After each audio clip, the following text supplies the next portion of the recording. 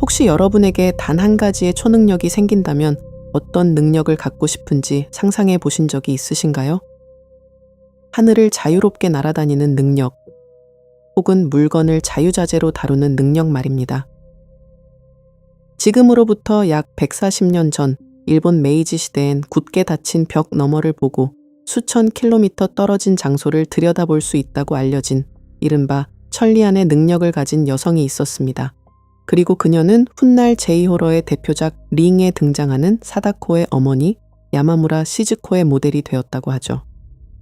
오늘 우리가 추적할 인물 수사 파일의 주인공은 일본 역사상 최초로 국가 차원의 과학적 검증 대상이 되었던 천재 초능력자 미훈의 치즈코입니다. 만약 이런 능력이 내게 주어진다면 세상을 내 뜻대로 움직일 수 있을 것만 같고 부와 명예를 한 손에 거머쥘 수 있을 것 같은 달콤한 상상에 빠지게 됩니다. 하지만 인간의 한계를 넘어선 이 기이한 재능은 과연 축복이었을까요? 지금부터 펼쳐질 미훈의 치즈코의 놀라운 이야기, 끝까지 시청하시고 직접 판단해 보시기 바랍니다. 이야기는 1886년 7월 17일 일본 구마모토현의 작은 시골 마을 마츠아이무라에서 시작됩니다. 한약방을 운영하던 한의사 미훈의 집안에서 둘째 딸 치즈코가 태어나는데요. 그녀는 날 때부터 오른쪽 귀가 잘 들리지 않는 선천적 난청을 앓고 있었습니다. 그런 치즈코가 잘 할 수 있는 오직 하나, 세상의 소리를 차단하고 극도로 정신을 집중하는 것이었죠. 17이 되던 해 중학교 사감이었던 언니의 남편 키요하라 타케오의 이목을 집중시키게 됩니다. 그는 당시 최면술에 깊이 심취해 있었는데요.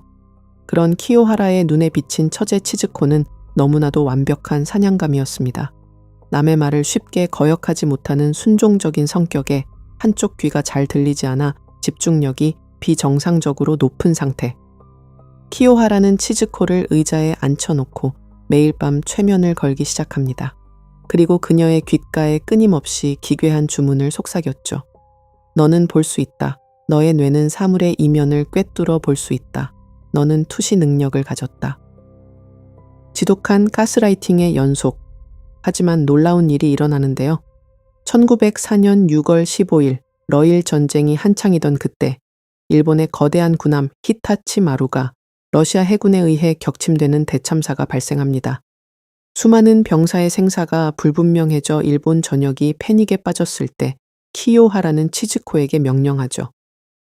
제6사단 병사들이 그 배에 타고 있었는지 지금 당장 꿰뚫어 보아라. 최면 상태에 빠진 치즈코는 멍한 눈으로 허공을 응시하다가 이렇게 중얼거렸습니다. 제6사단은 나가사키를 출발하긴 했습니다만 도중에 다시 되돌아갔습니다. 그러므로 그 배에 타고 있지 않았습니다. 황당한 소리 같죠? 하지만 정확히 사흘 뒤 일본 군부의 공식 발표가 나옵니다. 그녀의 말대로 제6사단은 극적으로 회항하여 목숨을 건졌다는 것이죠. 치즈코의 능력을 확인한 형부 키요하라는 광기에 휩싸입니다. 그리고 최면술 없이도 무아의 경지에 이르면 언제든 투시할 수 있다며 매일 훈련을 시켰습니다.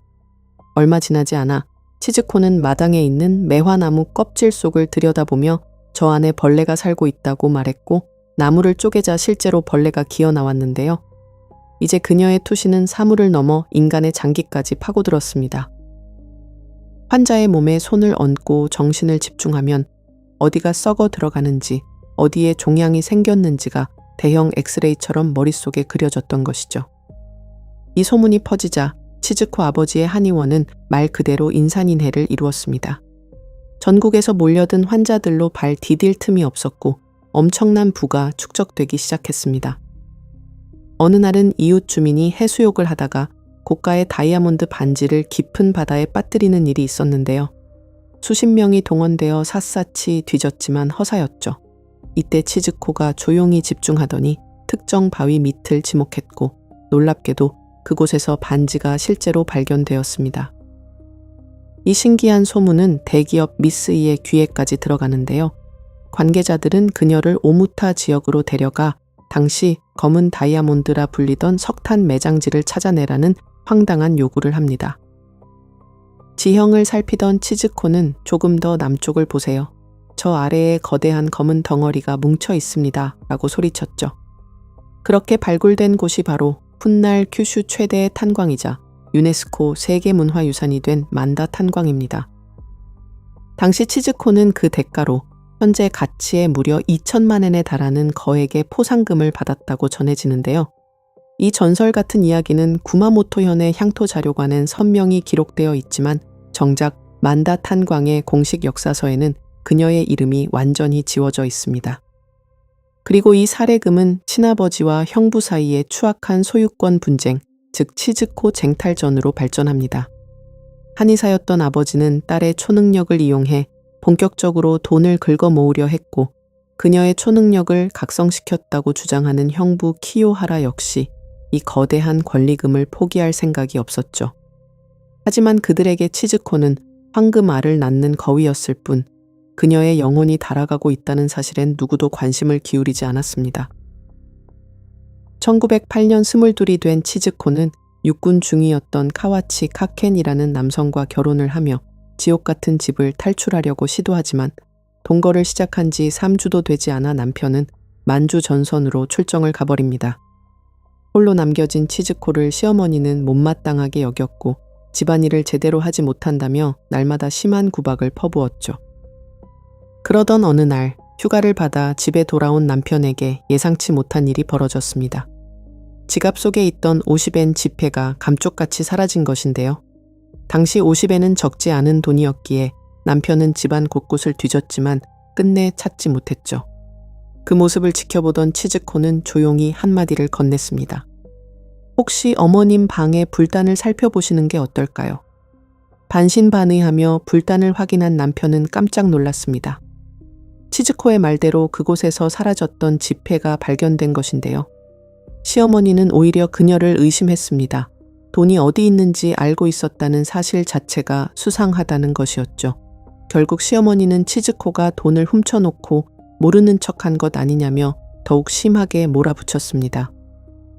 얼마 지나지 않아 남편은 다시 부대로 복귀했고 이제 치즈코를 이해하거나 편들어줄 사람은 아무도 남지 않았습니다. 계속되는 갈등과 압박 속에서 치즈코는 극심한 정신적 고통을 겪게 되었고 결국 스스로 생을 마감하려는 극단적인 선택까지 시도하게 되는데요. 다행히 목숨은 건졌지만 가족 관계는 회복되지 않았습니다. 오히려 갈등은 돌이킬 수 없는 수준으로 깊어졌고 결국 치즈코는 남편과의 혼인 관계를 정리한 뒤 친정으로 돌아오게 되었죠. 이혼 후 그녀는 아버지의 한의원에서 천리안을 통한 치료를 이어나갑니다. 그리고 어느 날 교토제국대학의 총장을 지낸 키노시타 히로지를 진료하게 되면서 언론의 관심을 끌게 되었는데요. 특히 도쿄 아사히 신문이 신기한 투시법이라는 제목으로 크게 보도하면서 치즈코의 이름은 순식간에 전국에 알려졌죠. 초자연적 현상에 호기심이 많았던 교토제국대학의 이마무라 신키치 교수는 1910년 2월 미스터리한 투시 능력을 가졌다는 치즈코를 만나기 위해 구마모토로 향했습니다. 당시 카드를 활용한 첫 시험에서 그녀는 놀라울 정도로 높은 적중률을 기록하며 교수를 감탄시켰죠. 그로부터 2달 뒤인 4월, 이번에는 도쿄제국대학의 후쿠라이 토모키치 조교수까지 합류해 더욱 철저한 검증에 나섰습니다. 후쿠라이 조교수는 보안을 위해 아무런 접촉 없이 눈앞에서 능력을 증명하라며 은박지로 꽁꽁 싸맨 카드를 내밀었습니다. 하지만 결과는 처참한 실패. 손을 사용하지 못하게 하자 치즈코는 아무것도 읽어내지 못했던 것입니다. 이에 형부 키와라가 묘안을 냈습니다. 직접 준비한 명함을 통에 넣고 밀봉한 뒤 그녀에게 건넨 것이죠. 손으로 만지는 것이 허락되자 조금 전의 실패가 무색하게 명함의 글자를 막힘없이 맞춰 나갔습니다. 트릭이 의심되는 미심쩍은 상황이었지만 도쿄로 돌아간 후쿠라이 조교수가 대학 내부에 이를 보고하면서 치즈코는 단숨에 세상에 뜨거운 관심을 받게 됩니다. 결국 같은 해 9월 14일 치즈코를 도쿄로 불러들여 세간의 의혹을 불식시키기 위한 대규모 공개 검증이 개최되었습니다. 훗날 엄청난 파장을 몰고 올 운명의 날이었죠. 실험 방식은 상상 이상으로 혹독했는데요. 도쿄제국대학의 전 총장이었던 야마카와 켄지로는 특수 제작된 납파이프 20개를 준비했습니다. 파이프 안에 글씨를 쓴 종이를 넣고 양쪽 끝을 완전히 용접해 물리적인 개봉을 원천 차단한 것입니다. 그리고 야마카와 전 총장이 무작위로 고른 파이프가 치즈코에게 전달되는 구조였죠. 수많은 학자와 기자들이 몰려들어 장내가 산만해지자 치즈코는 집중력을 핑계대며 2층 별실로 자리를 옮겼습니다. 심지어 방 안에 병풍을 치고 그 뒤로 숨어버렸죠. 감시를 위해 배치된 2명의 입회인이 있었지만 병풍에 가려진 탓에 그녀가 뒤에서 무엇을 하고 있는지는 전혀 볼 수 없었습니다. 긴장된 침묵 끝에 병풍 뒤에서 나온 치즈코는 파이프 속 단어가 도환사라고 답했습니다. 실제로 개봉해보니 정확히 그 세 글자가 적힌 종이가 들어있었고 현장은 순식간에 기적으로 뒤덮이는 듯 했습니다. 하지만 바로 그 순간 파이프를 손수 제작했던 야마카와 전 총장이 나는 그런 글귀를 적은 적이 없다며 고개를 가로저었는데요. 그가 따로 기록해둔 출제 목록 어디에도 도환사라는 단어는 존재하지 않았습니다. 조사 결과 치즈코가 마친 파이프는 전날 후쿠라이 조교수가 그녀에게 연습 삼아 건넸던 물품이었습니다. 실제 실험용 파이프가 전혀 투시되지 않자 당황한 치즈코가 자신이 가지고 있던 연습용 파이프를 몰래 꺼내 결과를 속여 넘긴 것이었는데요. 이 황당한 해프닝에 대해 야마카와 전 총장은 언론과의 인터뷰에서 복잡한 심경을 전했습니다. 만약 악의적으로 해석한다면 이미 뚜껑을 열어보았던 것이 아닌가 하는 의심도 할 수 있습니다만 저는 결코 그런 일은 없었을 것이라고 믿고 있습니다. 다만 제3자의 입장에서는 이 실험이 완전한 것이었다고 말할 수는 없겠죠. 이를 계기로 영원한 지지자처럼 여겨졌던 교수들마저 처음부터 그녀를 믿지 않았다고 말하기 시작했고 언론들은 천리안의 실패라는 제목의 기사를 연이어 내보냈습니다. 기대에 부풀어 있던 가족들은 깊은 실망을 감추지 못했고 경찰의 수사 협조 요청과 환자들의 방문, 거액의 사례금이 걸린 천리안 의뢰까지도 순식간에 자취를 감췄습니다. 이후에도 추가 실험이 강행되었지만 후쿠라이 교수가 남긴 기록을 살펴보면 더욱 미심쩍은 정황이 나타나는데요. 구마모토의 치즈코에게 19통의 봉인된 편지를 보내 투시하게 한 통신 실험에서 치즈코는 오직 7통만 맞춰서 보내왔습니다.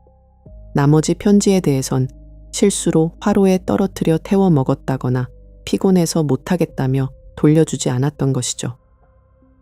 당시 회의론자들은 화로에 뜨거운 증기를 쬐어 편지에 봉인된 풀을 녹여 열어보려다가 실패했거나 봉투가 훼손되어 차마 돌려보내지 못한 증거물들이라고 입을 모아 말했습니다. 그리고 실험 중에서 성공적으로 끝난 형태는 대부분 봉투 안에 들어있는 종이의 문자였고 참가자들에게 등을 진 채 상당 시간 동안 집중했다는 점에서 시야에서 벗어나 교묘하게 봉투를 열고 내용을 확인한 뒤 다시 원상태로 봉인했을 가능성을 제시했습니다. 치즈코의 논란 어린 공개 실험이 막을 내린 지 고작 2달 뒤인 1910년 11월 12일 초능력 학계를 뒤흔들 또 다른 인물이 등장합니다. 그녀의 이름은 바로 나가오 이쿠코. 지역 판사의 아내이자 40살이었던 그녀는 이미 수년 전부터 온갖 재해를 예언하며 영험한 존재로 입소문이 자자한 인물이었습니다. 후쿠라이 조교수는 곧바로 그녀를 찾아가 검증에 착수했는데요. 이쿠코의 방식은 치즈코와 완전히 달랐습니다. 의혹을 사지 않도록 동석자들의 매서운 시선 앞에서 당당하게 투시를 성공시킨 것이죠. 게다가 이번엔 한 단계 더 나아간 파격적인 실험을 제안합니다. 바로 마음속의 이미지를 사진 건판에 새겨 넣는 염사 시험이었는데 이쿠코는 이 어려운 과제마저 멋지게 완수해냈죠. 과거 치즈코가 실패했던 영역을 라이벌이 가볍게 뛰어넘자 후쿠라이 조교수의 관심은 급격히 이쿠코 쪽으로 기울기 시작했습니다. 그로부터 얼마 지나지 않은 1911년 1월 18일 세상은 큰 충격에 빠지게 됩니다. 24살이라는 꽃다운 나이의 치즈코가 극단적인 선택을 내린 것인데요. 그녀는 스스로 구입한 화학 물질을 삼킨 뒤 쓰러졌고 이튿날 새벽 결국 숨을 거두었습니다. 임종 직전 급히 달려온 친척들이 눈물을 흘리며 마지막 유언을 물었을 때 치즈코는 나지막이 고개를 저으며 이렇게 한마디를 남겼을 뿐이었죠. 더 이상 세상에 남길 말씀이 없습니다. 그렇게 그녀는 새벽 5시 무렵 고단했던 짧은 생을 마감했습니다. 과연 치즈코를 벼랑 끝으로 몰아넣은 것은 무엇이었을까요? 연일 이어진 언론의 공격과 대중의 조롱이었을까요? 아니면 자신을 능가하는 새로운 초능력자의 등장으로 인한 절망감이었을까요? 하지만 구마모토의 고향 사람들은 입을 모아 말했습니다. 치즈코를 무너뜨린 것은 그녀의 능력을 이용해 이익을 얻으려 했던 아버지와 형부의 끝없는 욕망이라고. 실제로 도쿄 공개 실험이 끝난 뒤 자신을 연구하던 후쿠라이 도모키치 조교수에게 절박한 심정을 담은 편지를 보냈다고 전해집니다.